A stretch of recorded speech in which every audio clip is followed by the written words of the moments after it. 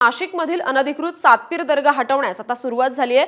मध्यरात्रीपासून कारवाईला सुरुवात झाली आहे आणि या परिसरात आता पोलीस बंदोबस्त तैनात करण्यात आलाय।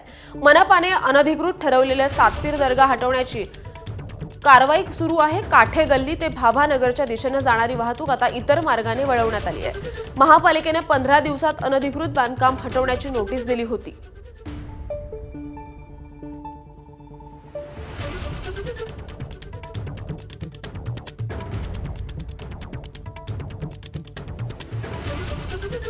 नाशिकमधील अनधिकृत सातपीर दर्गा हटवण्यास आता सुरुवात झालेली आहे आणि मध्यरात्रीपासून या कारवाईला सुरुवात झाली आहे।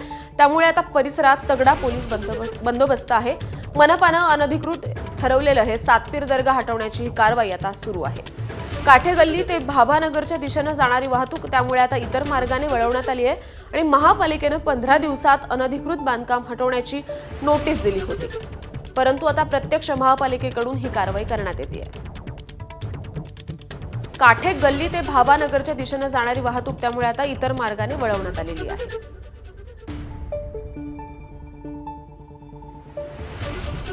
तर सातपीर दर्गा हे अनधिकृत प्रार्थनास्थळ हटवण्यास मनपाकडून कारवाई करण्यात आलेली आहे। मध्यरात्रीपासून या कारवाईला सुरुवात झाली आणि त्यामुळे या परिसरात मोठा पोलीस बंदोबस्त आहे।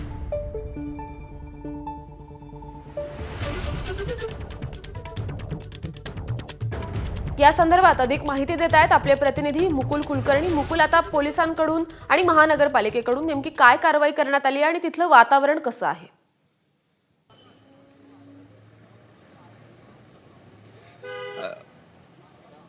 गेल्या महिन्यामध्ये हा मुद्दा चर्चेत आलेला होता। काठे गल्ली ते पुढच्या परिसरामध्ये दर्ग्याचं काम बांधण्यात आलेलं होतं आणि हे अनधिकृत असल्याची तक्रार करण्यात आलेली होती। त्या पार्श्वभूमीवर नाशिक महानगरपालिकेने कारवाई सुरू केलेली होती आणि आता त्यानंतर या दर्ग्याला महानगरपालिकेच्या माध्यमातून नोटीस बजावण्यात आलेली होती आणि ही नोटीस 15 दिवसाच्या आत अनधिकृत बांधकाम काढून घ्यावं अशा स्वरूपाची नोटीस होती। त्यानंतर नोटीसीची मुदत ही संपलेली आहे आणि आज मध्यरात्रीपासूनच हे तोडकामाला सुरुवात झालेली आहे आणि त्या पार्श्वभूमीवर आपण बघतोय की प्रचंड असा पोलिसांचा बंदोबस्त तैनात करण्यात आलेला आहे। मध्यरात्रीच्या सुमारास ज्यावेळेस कारवाईला सुरुवात झाली त्यावेळेस काही प्रमाणामध्ये पोलीस वाहनांवर दगडफेकीची घटना देखील घडलेली आहे।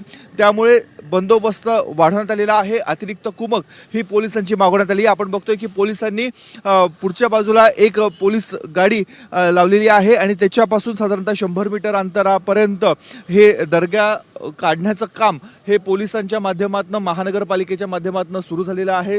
दोन्ही बाजूची वाहतूक ही पूर्णपणे थांबवण्यात आली आहे। आताच नव्हे तर पुढील 3 दिवस या मार्गावरची वाहतूक पूर्णपणे बंद आहे आणि परिस्थितीनुसार हा पुढचा निर्णय घेतला जाणार आहे। त्यामुळे मागील महिन्यामध्ये जसा तणावाची परिस्थिती निर्माण झालेली होती तशीच काहीशी तणावाची परिस्थिती आज देखील शहरामध्ये बघायला मिळते।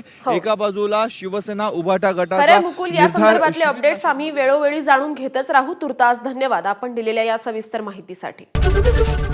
एबीपी माझा, उघडा डोळे बघा नीट।